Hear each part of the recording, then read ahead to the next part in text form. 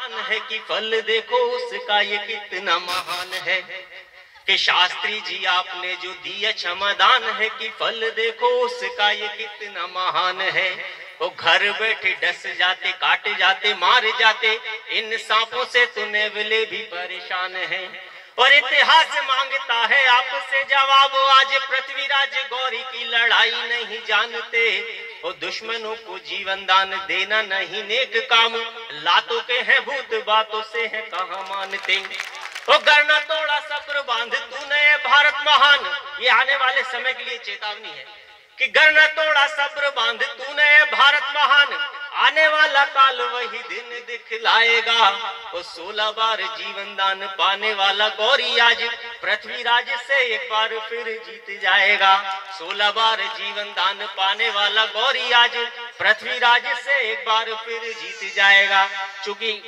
कविता का एक क्रम है तो दोस्तों शायद इसी तारतम्य में एक छोटी सी बात जो मैंने कहीं सुनी थी वो आपको जरूर बताना चाहूंगा। किसी इंसान को जब ज्ञान की प्राप्ति होती है, जब अंदर का उसका आदमी जागता है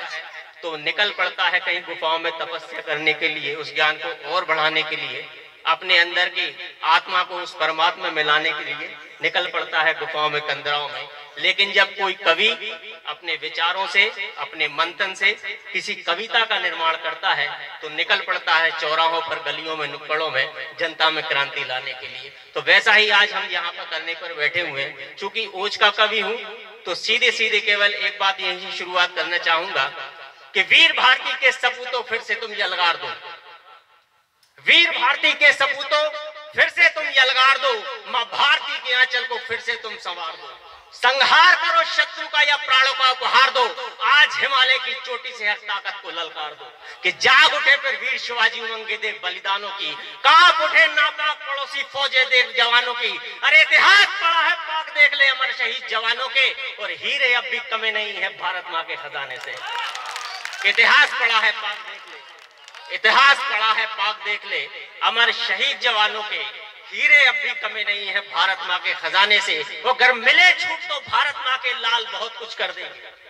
घर मिले छूट तो भारत माँ के लाल बहुत कुछ कर देंगे। और दुश्मन की मिट्टी मिट्टी में हम जय भारत में लिख देंगे, दुश्मन की मिट्टी मिट्टी में हम जय भारत में लिख देंगे। इसी के साथ एक और कविता के माध्यम से, उसके बाद एक छोटी सी सैनिक ऊपर से कविता है। 26 जनवरी के इस पावन अवसर पर आज ये बसंती चोला जो कि भारत मां भवानी भारती की सेवा में यहाँ पर फौजियों के परिवार का जो सम्मान हुआ है वो सबसे बड़ी यहाँ पर हमारे नगर की उपलब्धि है। हमारे इस धरती से कई जवान देश की रक्षा में लगे हुए हैं तो उनको समर्पित एक छोटी सी कविता यहाँ पर मैं प्रारंभ करना चाहूंगा। लेकिन इसी के पहले एक और कविता मैं आपके सामने रखना चाहता हूँ कि यूं ही खूनी खेल चलेगा भारत माँ की छाती में। पूरे भारत में अभी तक का जो घटनाक्रम रहा है एक पूरी कविता में उस पर प्रकाश डालने की कोशिश की है कि यूं ही खूनी खेल चलेगा भारत माँ की छाती पर, यूं ही लाशें और बिछेंगी लोकतंत्र की माटी पर, और यूं ही जीवन लड़ा करेगा गोली और हथियारों से, जब अपने ही घर के बेटे मिल जाए गद्दारों से, जब अपने ही घर के बेटे मिल जाए गद्दारों से। अरे लुट गया अक्षरधाम, राम का नाम मिल गया माटी में, जला कटा गुजरात मिल गया दंगों की परिपाटी में, और देश की धड़कन मुंबई फिर से धूल उजलकर हो गई घायल, और संसद कोठा बनकर रह गई हर नेता ने पहन ली पायल, संसद कोठा बनकर रह गई हर नेता ने पहन ली पायल। भारत माँ का भाल बंधा है आज कटीले तारों में काश्मीर, कि भारत माँ का भाल बंधा है आज कटीले तारों में, भ्रष्टाचार है पैर पसारे हर गलियों चौबारों में, फिर मुंबई ने रोक दिया है एक अरब की धड़कन को, जय चंदो ने बढ़ा दिया है भारत माँ की तड़पन को, फिर चंबल बस्तर नपे पड़े हैं गिनती के कुछ कदमों से, तकदीर बंधी है कश्मीर की गोली और तमंचों से। अरे शर्मसार है लाल किला भी राजघराने खाली है, और सेना पर पत्थर फेंके जाना ये देश प्रेम को गाली है, सेना पर पत्थर फेंके जाना देश प्रेम को गाली है। और राम खुदा मुद्दा बन गए, राम खुदा अब मुद्दा बन गए, साधु काजी लगे तमाशों में, और भारत माँ को सोख लिया कुर्सी पर बैठी लाशों ने। तो कलयुग के इस महासमर में, कलयुग के इस महासमर में शैया पे वीरता लेटी है, और रणचंडी के बेटों में कायरता घर कर बैठी है, रणचंडी के बेटों में कायरता घर कर बैठी है। यहाँ से कविता के उठाना चाहता हूँ कि अब जागे वीर शिवा के गढ़ से कोई शिवा बलशाली सा, अब जागे वीर शिवा के गढ़ से कोई शिवा बलशाली सा, फिर रण में कूदे रानी दुर्गा रूप धरे महाकाली का, फिर चीखे चित्तौड़ की माटी बहे खून पिंड नदियों में, फिर घूमे कोई वीर मराठा उन मेरठ की गलियों में, फिर राजस्थानी रेस समंदर हाल कहे उन वीरों के, भारत माँ के प्रेम में डूबे राजपूतानी शेरों के, फिर मध्य क्षेत्र के मध्य चले वही खूनी वर्षा तूफानी, फिर झांसी के गढ़ से निकले वीर लड़ाकी मर्दानी, और फिर पंजाब के खेतों में कोई खड़ा भगत सिंह चिल्लाए, है कोई मर्द जो माँ के ऊपर अपनी जान लुटा जाए, है कोई मर्द जो माँ के ऊपर अपनी जान लुटा जाए। और फिर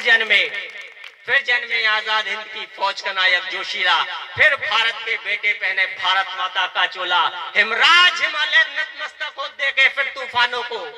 हिमराज हिमालय नतमस्तक हो देके फिर तूफानों को, रण में परचम फहराती रण चंडी की संतानों को। और रणभूमि के महासमर में कुछ बढ़ता कुछ घटता है,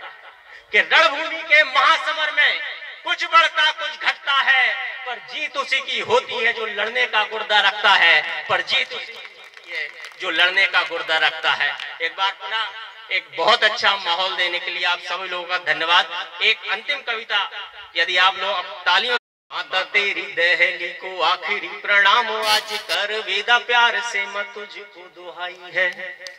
कि माता तेरी दहली को आखिरी प्रणाम आज कर वेदा प्यार से मैं तुझको दुहाई है।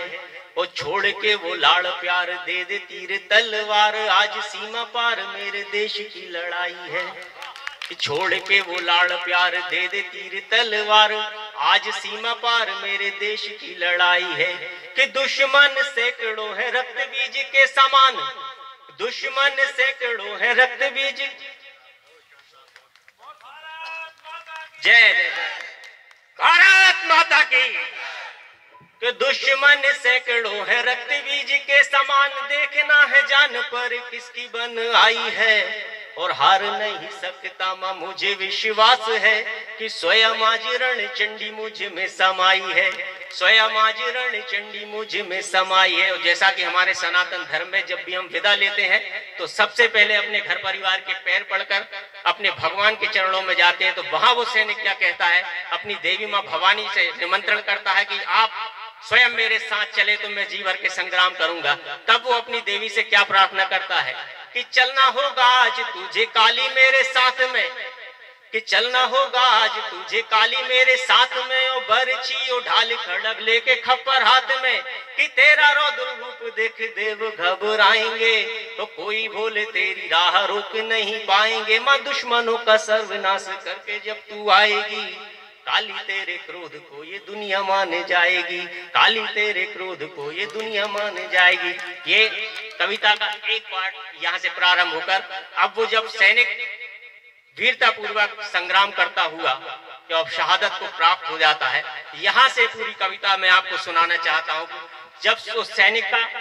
पार्थिव शरीर उसके गांव में उसके घर में आता है तो निश्चित रूप से पूरा गांव गौरवान्वित है, परिवार के सब लोग गर्व से महसूस कर रहे हैं कि मेरे बच्चे ने देश के लिए कुछ उसका फर्ज अदा किया है। लेकिन कहीं ना कहीं वो माँ जिसने अपना बेटा खोया है, वो पिता जिसने अपना बेटा खोया है, और वो बच्चा जो अभी अभी 4 या 5 साल का है जिसने अपने पिता को खो दिया, वो माँ, वो पत्नी, वो बहन जब उसके पार्थिव शरीर को देखती है तो उनके मन में क्या भाव आते हैं, ये पूरी कविता मैं यहाँ से प्रारंभ करना चाहता हूँ। कि रहता हूं मैं उसी देश में रहता है बलिदान जहां, रहता हूं मैं उसी देश में रहता है बलिदान जहां,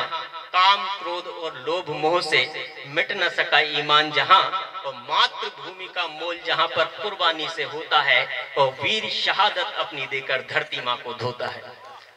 रहता हूं मैं उसी देश में रहता है बलिदान जहां, काम क्रोध और लोभ मोह से मिट न सका ईमान जहां, और मातृभूमि का मोल जहां पर कुर्बानी से होता है, और वीर शहादत अपनी देकर धरती माँ को धोता है, और रोता आंगन रोता बचपन ममता धोखा खा जाती। जब उस सैनिक का शरीर तिरंगे में लिपट कर घर आता है तो माँ को विश्वास नहीं है। तब यहाँ से उसके मन के भाव देखिए कि रोता आंगन रोता बचपन ममता धोखा खा जाती, और बेटे की जब देह सवारी लिपट तिरंगे घर आती, बेटे की जब देह सवारी लिपट तिरंगे घर आती, और बुढ़ापा देख जवानी सोते जड़वत सा हो जाता है। बाप अपने बेटे की लाश को देख रहा है कि बुढ़ापा देख,